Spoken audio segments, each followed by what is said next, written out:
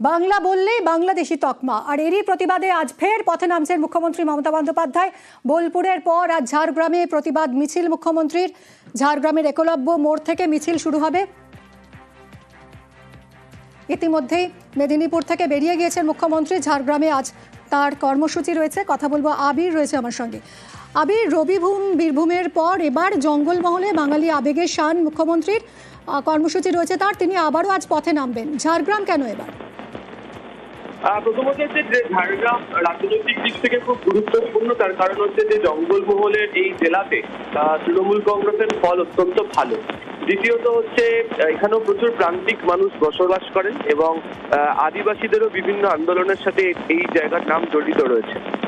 এবং দেখতে পাওয়া গিয়েছে যে এখান থেকেও প্রচুর মানুষ রয়েছেন যাদেরকেও কাজের জন্য ভিন রাজ্যে গিয়ে থাকতে হয়।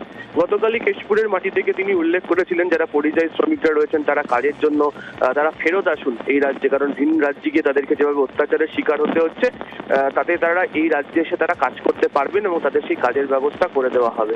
পাশাপাশি এটাও উল্লেখ করে দেওয়া হয় যে যারা প্রান্তিক অংশের মানুষ রয়েছেন তারা যদি নিজেদের ভাষা থেকে কথা বলেন, নিজেদের সংস্কৃতির কথা যদি বলেন, তাহলে তাদেরকে কেন বারবার ধরে অত্যাচারিত হতে হচ্ছে।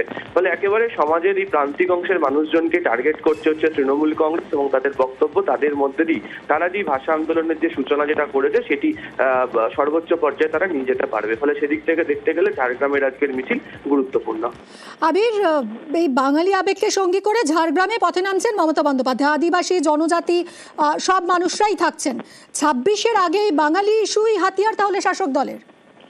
দেখো, তিনটে ইস্যুর উপর নির্ভর করে তৃণমূল কংগ্রেস এগোবে। তার মধ্যে হচ্ছে বঞ্চনা এবং হচ্ছে এই বাঙালি আবেগ, এই দুটো যে প্রধান এবং অন্যতম অস্ত্র এবং ইস্যু হতে চলেছে তা একেবারে 21শে জুলাইয়ের যে বার্ষিক সমাবেশ সেখান থেকে পরিষ্কার করে দিয়েছেন মমতা বন্দ্যোপাধ্যায়, অভিষেক বন্দ্যোপাধ্যায়। এবং গত কয়েকদিন ধরে যদি দেখতে পাওয়া যায় যে বিভিন্ন রাজনৈতিক কর্মসূচি, তাদের যে বিভিন্ন সভা, তার সমস্ত কিছুতেই এই প্রসঙ্গের কথা বারবার ধরে উল্লেখিত হয়েছে।